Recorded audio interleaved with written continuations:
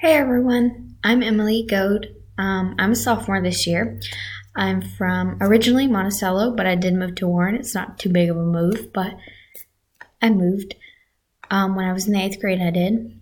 I'm currently employed at the university. I work in the physical operations office as a student worker. I started that job back in May. Um, I decided I wanted to be a teacher when I was in kindergarten because of my kindergarten teacher, Miss Pace. When I was little, I used to play school with my siblings, and I was always the teacher, and I always made them meet the students.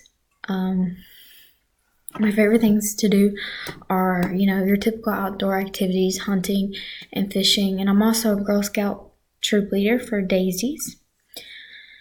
And I like to spend time with my dog.